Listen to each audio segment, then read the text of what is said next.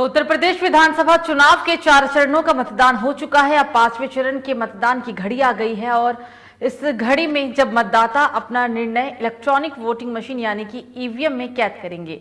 5वें चरण में 12 जिलों के 61 विधानसभा सीटों के लिए 27 फरवरी यानी कि आज मतदान होना है।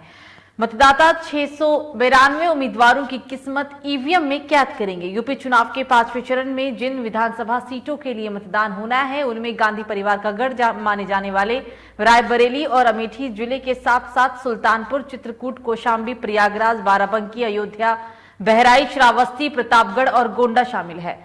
हालांकि बता दें कि रघुराज प्रताप सिंह उर्फ राजा भैया के गृह जिले में भी आज ही मतदान हो रहे हैं और चुनाव आयोग ने 5वें चरण के मतदान के लिए सभी तैयारियां पूरी कर ली है। सुरक्षा के चाक चौबंद इंतजाम किए गए।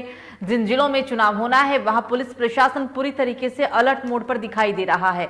पोलिंग पार्टियां मतदान केंद्रों पर पहुंच चुकी है। सुबह 7 बजे से चुनाव की प्रक्रिया शुरू हो चुकी है।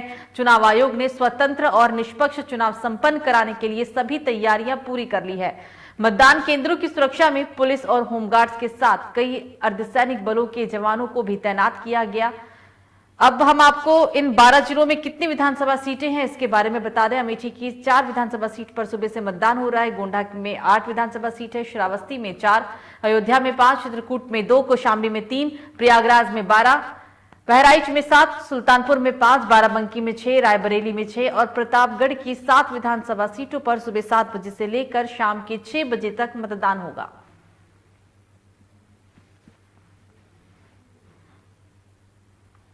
और इस पर बात करने के लिए ग्राउंड जीरो से उत्तर प्रदेश के ब्यूरो चीफ आसिफ बेग जुड़ गए हैं। आसिफ, 12 जिलों पर मतदान हो रहा है। हालांकि पिछले चुनाव के दौरान इन 12 जिलों में 90% बीजेपी के कैंडिडेट जीते थे। बीजेपी का कब्जा है अभी तक, लेकिन इस बार 2017 और 2022 में बहुत ही ज्यादा फर्क है, कांटे की टक्कर है। कैसे देखते हैं आप इस चुनाव को?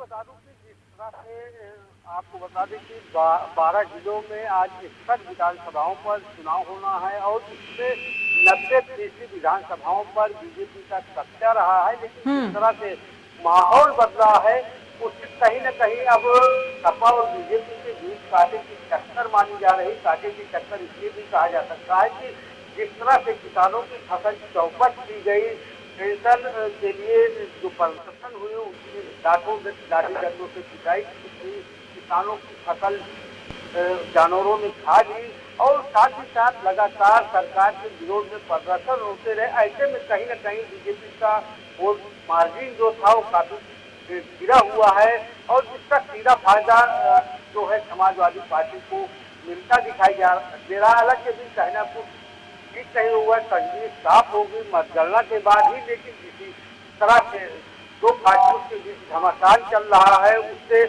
कहीं न कहीं असर पड़ा है। और आपको बता दूं कि जो समाजवादी पार्टी का मैनिफेस्टो है उसमें 319 दिए जाने का घोषणा अखिलेश यादव ने की है और साथ ही साथ जो है पुरानी पेंशन बहाली को लेकर भी जो घोषणा की गई उसका निरीक्षण भी साफ तौर पर देखा जा सकता है। और जो वोटों का मार्जिन बढ़ा है, 11 बजे की बात करें तो 11 बजे तक 20 से 25% तक आज मतदान पड़ चुके थे। ऐसे में लोगों में उत्साह भी खास तौर पर देखा जा सकता है। अगर बात करें सुल्तानपुर विधानसभा की, प्रतापगढ़ की या अमेठी की, तो यहाँ पर सपा और बीजेपी के बीच कांटे की टक्कर मानी जा रही है।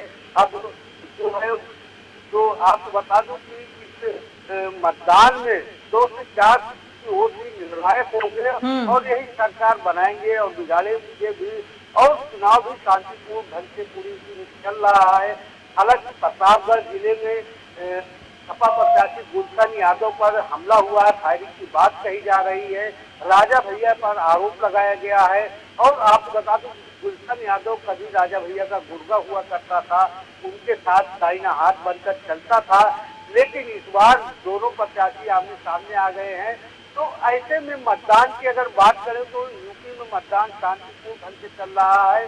प्रतापगढ़ में हिंसा की बात सामने आई है जिसको रोकने के लिए एसपी अंकित कुमार मौके पर खुद पहुंच रहे हैं। साथ ही साथ कई थानों की पुलिस की फोर्स भी पहुंच गई है। आपको बता दूं कि अराजक तत्व हावी न हो इसके लिए जगह जगह बैरिकेडिंग लगाई गई है, जगह जगह पुलिस के जवान तैनात है कि कोई बाहरी आदमी पोलिंग बूथ तक न पहुंच पाए, न कैप्चरिंग की घटना को अंजाम दे पाए। हम दिखाना चाहेंगे सुल्तानपुर की एक विधानसभा में, जहां पर जो है पुलिस के जवान बैरिकेडिंग लगाकर पूरी तरह से तैयार हैं। यहाँ पर आने जाने वाले वाहनों की कड़ाई से तलाशी की जा रही है और बात करने की कोशिश करते हैं कि जो यहाँ ड्यूटी पर तैनात दरोगा हैं, फोन बतिया रहे हैं, हालांकि बैठे हुए हैं, तो उनसे बात करने की क्या तैयारी की गई है?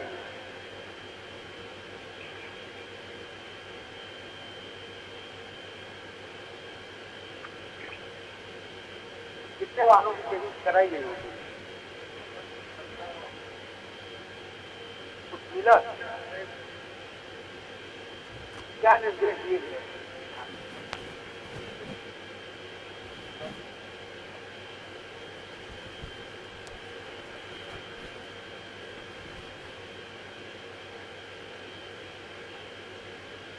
तो भी बता दूं कि जिस तरह से मतदान को लेकर निर्वाचन आयोग आसिफ उनकी आवाज नहीं आ पा रही है, उनकी आवाज नहीं आ पा रही है, या फिर उन्हें माइक दे बोलने के लिए, क्योंकि उन तक उनकी आवाज नहीं आ रही है हमें। जी बिल्कुल, दोबारा बात करने की कोशिश करते हैं। आसिफ बने रहिए हमारे साथ, आप हमारे साथ बने रहिएगा। तो आज 12 जिलों की 61 विधानसभा सीटों पर मतदान हो रहा है। सुबह 7 बजे से मतदान की प्रक्रिया शुरू हुई।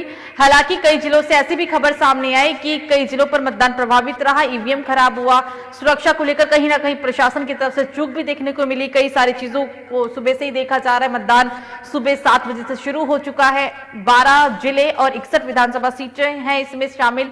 हालांकि आपको बता दें कि जब 2017 में मतदान हुआ था तो उस दौरान ज्यादातर जो प्रत्याशी जीते थे वो बीजेपी के ही जीते थे। 90% बीजेपी के विधायकों ने इन सभी सीटों पर जीत दर्ज की थी, यानी बीजेपी का कब्जा है। प्रचंड बहुमत के साथ बीजेपी ने 2017 में सरकार बनाई थी, 323 सीटें लेकर आई थी। लेकिन इस बार राह बीजेपी के लिए आसान नहीं है, क्योंकि अखिलेश यादव ने 10 से ज्यादा दलों के साथ गठबंधन कर बीजेपी के लिए एक चुनौतीपूर्ण ये पूरा चुनावी माहौल तैयार कर दिया है। चुनावी समीकरण कुछ और ही कहता है, लेकिन काटी की टक्कर है और बीजेपी के लिए अपना साग बचाना बहुत ही ज्यादा चुनौतीपूर्ण होने वाला है। 10 मार्च को नतीजे आएंगे। एक बार फिर से आसिफ के पास चलते हैं। आसिफ, बीजेपी के कई बड़े दिग्गजों की किस्मत जो है वो दांव पर लगी हुई है। हालांकि जिस तरीके से अखिलेश यादव ने छोटे दलों के साथ गठबंधन किया, इस गठबंधन का क्या लगता है कितना फायदा पहुंचेगा? क्योंकि गठबंधन करने और चुनाव जीतने से पहले ही ऐसे भी खबरें सामने आई कि कहीं ना कहीं जो अखिलेश यादव का गठबंधन है वो कमजोर होता जा रहा है। ये बिल्कुल बता दूं कि गठबंधन की अगर बात करें तो गठबंधन का असर काफी हद तक देखा भी जा सकता है, क्योंकि 2017 में बीजेपी ने कई पार्टियों से गठबंधन किया था, चाहे ओम प्रकाश राजभर हो या फिर संजय निषाद हो, उनसे गठबंधन किया था। वही फार्मूला सपा सुप्रीमो अखिलेश यादव ने इस बार अपनाया।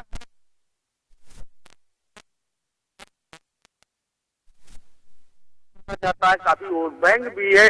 वहीं अगर बात करें जयंत चौधरी की, तो जयंत चौधरी का पश्चिम में काफी दबदबा है।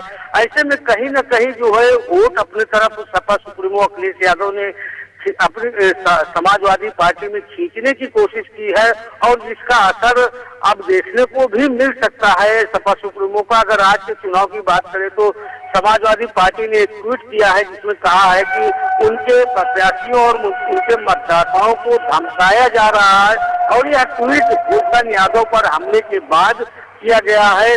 तो कहीं न कहीं जो है अब राजनीतिक जो मामला है वो काफी बढ़ता जा रहा है, और इसका जो है राजनीतिक रूप से अगर देखें तो दोनों के बीच, सपा और बीजेपी के बीच काफी टक्कर भी मानी जा रही है। तो कुल मिलाकर कहीं न कहीं जो है जो गठबंधन की का फार्मूला है वह कहीं न कहीं कामयाब भी हो सकता है। जी सुरभि। आसिफ, पिछली बार गठबंधन का कोई फायदा नहीं हुआ था, लेकिन इस बार गठबंधन का एक फायदा इस मायने से और हो सकता है, क्योंकि आपने देखा कि जिस तरीके से तीनों ही कृषि कानूनों को पास किया गया, फिर रद्द भी कर दिया गया। हालांकि ज्यादातर जिन जिलों में अभी तक चुनाव हुए हैं वो कृषि बहुल्य पूरा इलाका है। पश्चिमी यूपी पूरी तरीके से कृषि बहुल्य इलाका माना जाता है। वहां पर कहीं ना कहीं मौजूदा सरकार से बीजेपी से किसान नाराज हैं। क्या इस बात का खामियाजा बीजेपी को भुगतना पड़ेगा?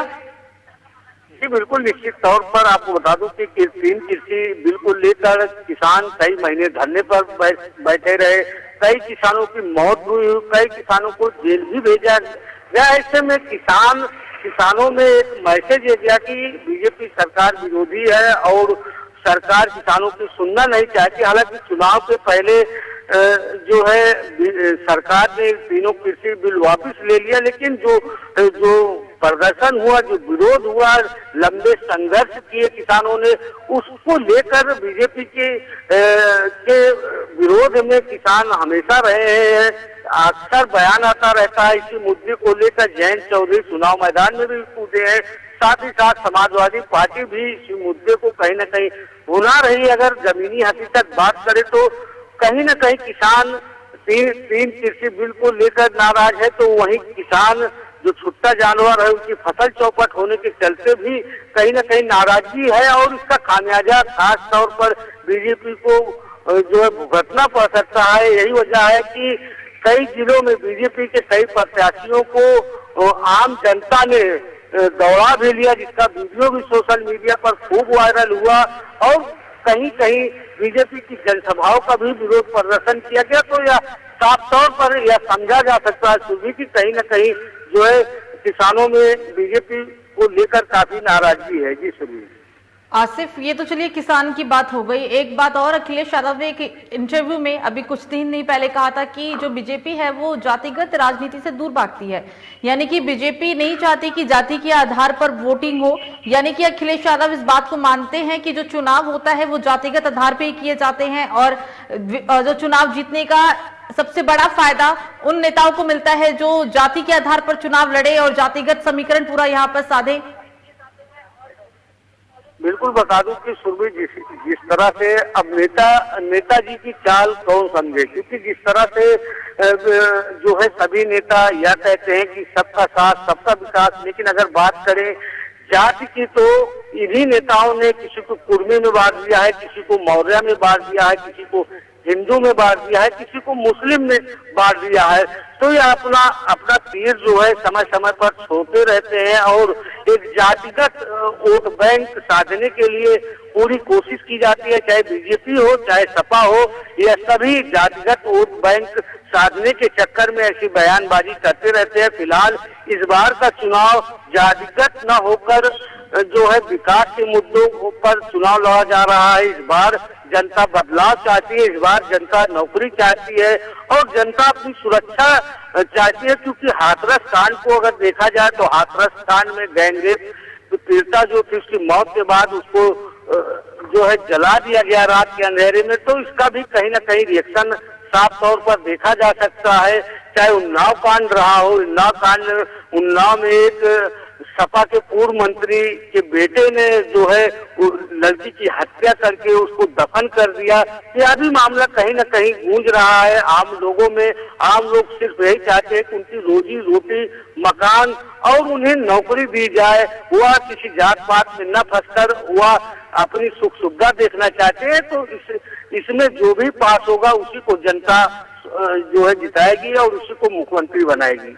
बिल्कुल आसिफ, बातचीत करने के लिए बहुत बहुत शुक्रिया। हमारे साथ यूपी के ब्यूरो चीफ आसिफ बेग जुड़े थे।